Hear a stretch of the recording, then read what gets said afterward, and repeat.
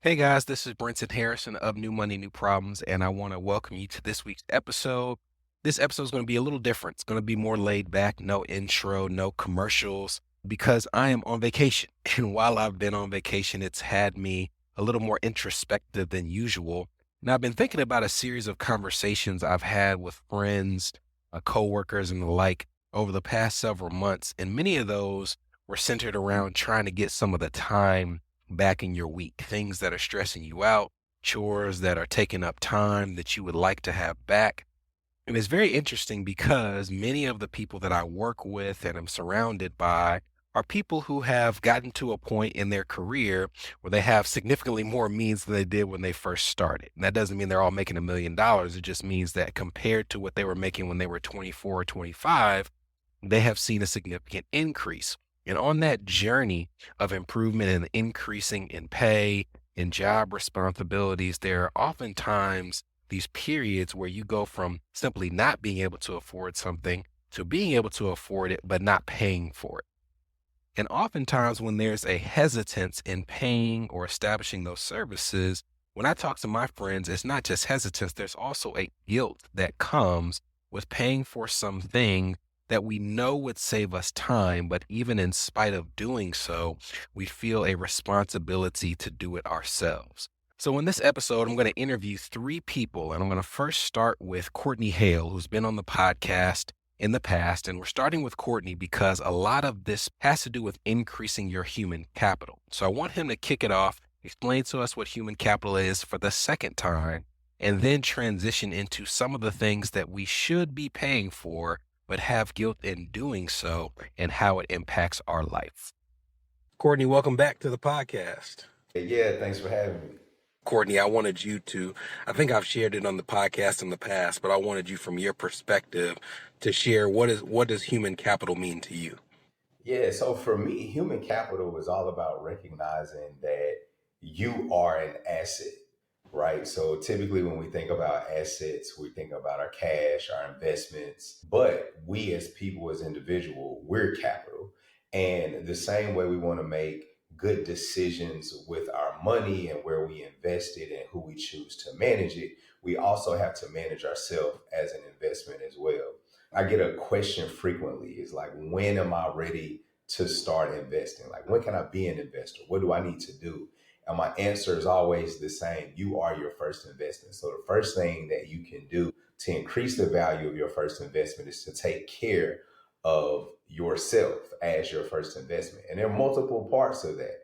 There's the physical piece of it, which is making sure you're not eating meat in a can and making sure that you're exercising and drinking water, right? You want to be healthy because you can't earn any money if you're in a hospital bed in most instances. But the other piece where this term really has value for me is how you increase your knowledge and your skills. We are more marketable when there's something that we can offer that has value. The point is, you have to have a skill in order to be marketable and make money. And increasing your personal human capital is all about expanding your knowledge and your expertise. In this economy that we're in now, it's so important to have additional skills where you can pivot and bounce back, recreate yourself, or expand your financial capabilities. Oh no, man, I get it. We've had conversations where you've talked about human capital and I've talked about establishing your personal hourly rate and always striving to increase that hourly rate, whether it's through extra classes, whether it's through networking, the power of your skill set. And to me, I just think it helps dictate so much of the things, number one, that are in front of you professionally, but also in terms of the tasks that you pay people for. So I will ask you, is there anything in your life that has surprised you where you have found it has been worth it to trade your money to get back your time for something where it's like you're paying somebody a lower hourly rate than your hourly rate to take something off your plate? Yeah, two things off the top of my head that I paid somebody for on a regular: wash and fold and cleaning services. I think most people will be blown away at how cheap wash and fold services are. And I should have been going more, but instead I would let everything pile up and I would take about 60 pounds of laundry to get washed and folded. It would cost me like $100, like $100 a month. That's one thing. The other thing is cleaning.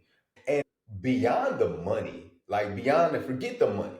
I'm the type of person to where when I have tasks in my head that have to get done, it weighs on me. So like I carry the weight. It like increases my anxiety. It's like I have to do A, B, C, D, and then E is wash, dry, fold, and clean the house. You get rid of that stress immediately. And those are two things for me personally that I do. There are probably some things in my business that I pay for as well. Managing my email is something that I really don't do anymore. And part of that was because I was awful at it for a long time. But the other reason is like I can focus on more higher earning tasks than me sitting down and responding to emails for 2 hours a day. Now, let me ask you this. When you signed up for any of those services, wash and fold, cleaning, was there ever any guilt or any hesitance to signing up for them? And if so, why? Why? Yeah, absolutely.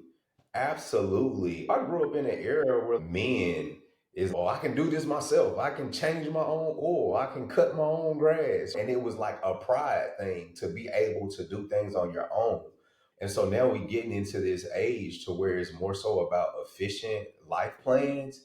And most people don't understand that. And honestly, the only people really talking about it are like busy business people and entrepreneurs. There's still just a whole community of people who don't get efficient life plans. And so when you're talking to maybe friends or family and like, yeah, I pay somebody $40 to come and cut my grass every other week, or I pay for wash and fold, there's this guilt, like this societal pressure that comes from it. But it makes me better. It makes me happier. It allows me to focus on the things that matter the most. Nah, for sure. So that was Courtney's perspective. And after he shared talking about wash and fold and cleaning, I actually went to LinkedIn and I asked some of my connections on LinkedIn, what are some of the things that they do to trade money to get time back? And if there was any guilt that they had associated with those purchases. And I'll tell you, one of the things I found out is that apparently my family is one of the last that is not paying for wash and fold. And, but we also had a number of responses saying that they needed to use a cleaning service and that when they grew up, there was not somebody who cleaned their house. So it took them a while to be comfortable with this service, but eventually they came around to it. Grocery delivery was another huge one that we saw where before the pandemic, it wasn't something that people were willing to pay for. But when you realize how much time of your week is spent going to and from the grocery store, it became an expense that they thought was worth offloading to another company. So after I got those responses, I thought about more conversations I'd had. And one of those conversations was with our director of operations at New Money, New Problems, Danielle Alexander. So you all haven't heard from Danielle before, but if you follow us and have seen our social media or you're a client of our firm, most of the things that involve anything other than sitting down and talking are completed by her. So I ask a lot of her. She does a lot for the firm, and I wanted to ask her about a purchase that she and her husband decided to make and how it has impacted their family. All right, Danielle, welcome to this side of the stage on the podcast. I've given a brief rundown of what you do, but I have you on to recap a conversation that we've had a couple of times, and it centers on the fact that you and your husband and your brother and your sister-in-law, you share a nanny. Is that correct? Yep. All Mhm. right. And then what was the conversation like amongst the families when you were deciding that you all would like the support? Was it to help you all run errands more consistently, to be able to work more efficiently? What was that conversation like? Yeah, we all moved to Tennessee and knew that we were like gonna do life together. So we knew we wanted them either in the same school or a nanny share, which me and my brother and both of our spouses, we didn't grow up with nannies. So I think immediately we looked into schools and no schools like provided the hours that we needed. So really it was like it was not our first option to think about a nanny share. But yeah, it really, we all worked from home and we needed someone to come in and have our kids while we all work from home.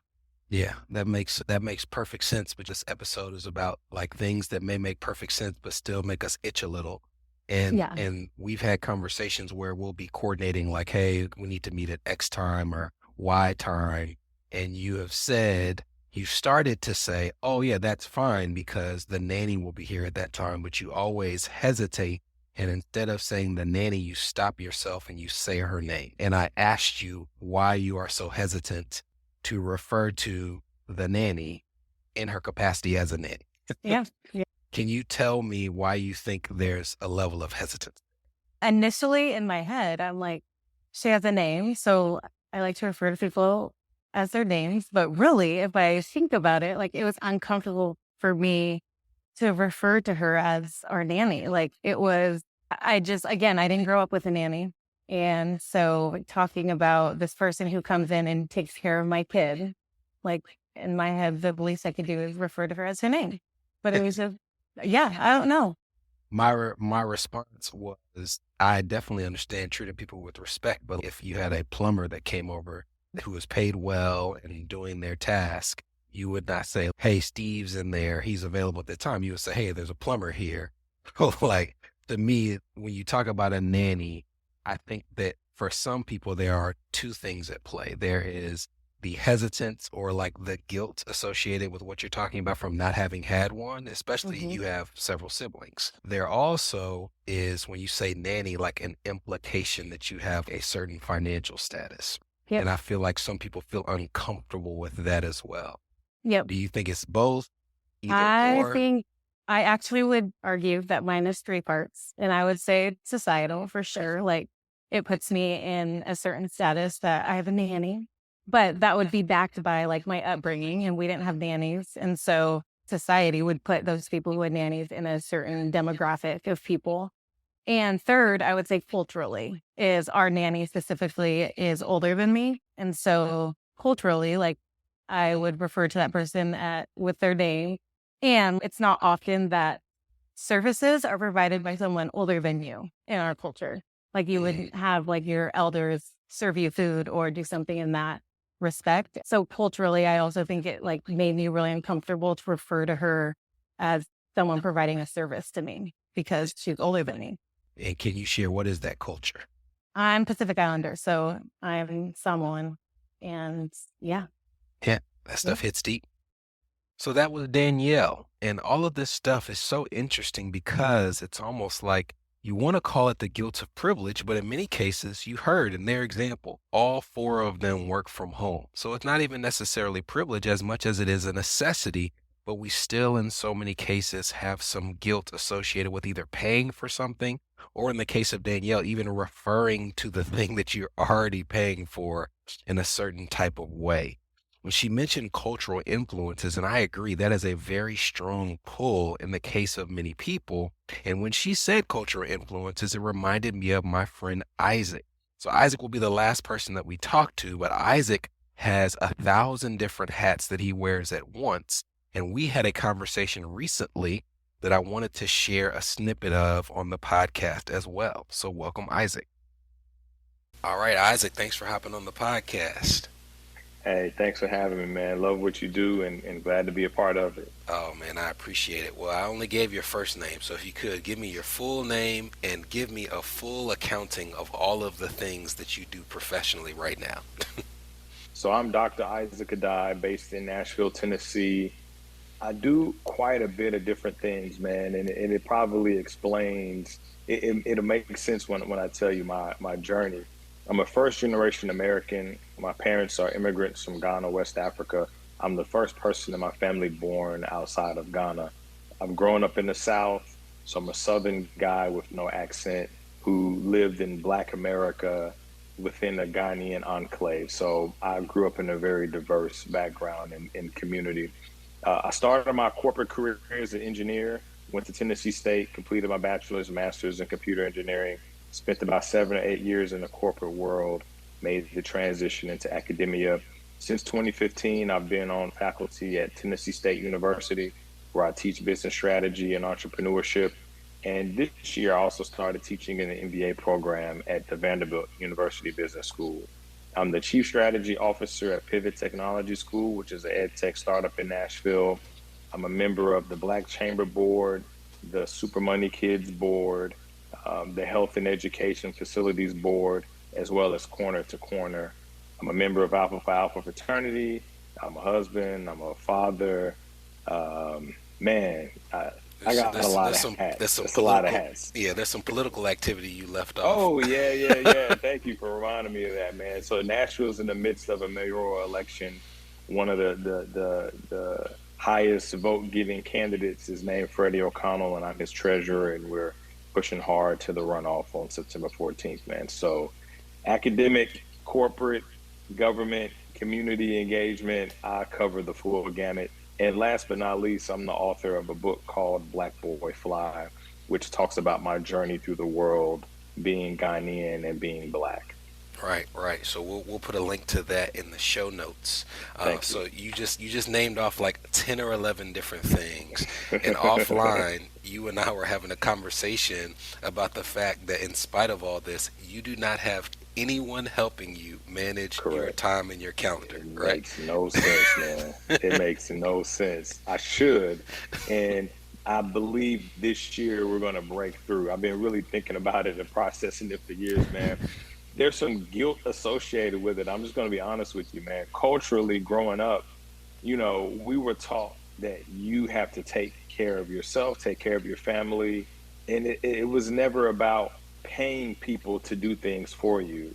It's you should be capable of managing these things on your own, and then as I've become an adult and my financial means have increased, that has created opportunities for me to outsource things, but I still feel that pull to try to manage it all myself and not necessarily pay someone else to do the things that I should be able to do for myself. But I'm realizing, man, it's not efficient, it's not productive, and that the wealthy people have found ways to conserve their time because they know time is money, and they use their money to buy back time. But man, I've just had a hard time really shifting in that way and giving the reins of my whole professional life over to someone to help me manage. Yeah, man. I often tell people when you get confronted with those situations to try to think about like the freedom that will come on the other side of it. Like once you finally pulled that trigger. So let me ask you this. Let me say that hypothetically, you have hired someone tomorrow. How many hours of your week do you think you would have back immediately, just as an estimate? I'd say starting out, just helping them get ramped up, probably 2 hours a day, 10 hours out of a work week in terms of just follow-up, outreach, responding to the incoming traffic that hits my inbox. Man, I get outreach on WhatsApp, text, phone, Google Voice, Facebook, LinkedIn, Instagram, and then a plethora of email accounts. And, I got to hand it over, man. I got to hand it over. So at least 10 hours starting out. And once I start shifting that person into a project management capacity, it could probably double to about 20 hours. Man, so that's a powerful feeling if you can know even before you started it that you're spending 10 hours a week doing something only because there's guilt associated with not doing it. It doesn't make any sense, man. It doesn't make any sense. Bro, I appreciate your transparency. Listeners of the podcast, you will hear Isaac in future episodes. So this is your introduction to him, but it won't be the last time you hear from him. And I appreciate you, and thanks for joining the podcast. Of course, man. So that's it. You've now heard from 3 different people who have shared some of the hesitance and guilt that was associated with decisions they've made that clearly add value and time back into their lives. When I think about the lesson for this episode, there's really not much of a lesson outside of making sure that you understand that if you find yourself in this situation, you're not alone. We've talked in previous episodes about the emotions behind how we spend, your financial comfort zone, your financial neighborhood, and the things that can influence you even without you realizing it.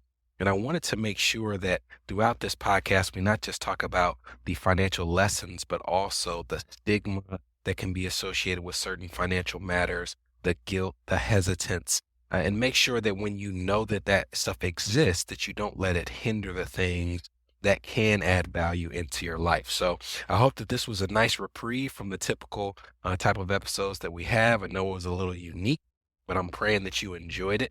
And if you are looking for something more conventional, I'll be back next week in the office, ready to give you another episode of the New Money, New Problems podcast. I'll talk to you then. From New Money, New Problems, this was the New Money, New Problems podcast, a show for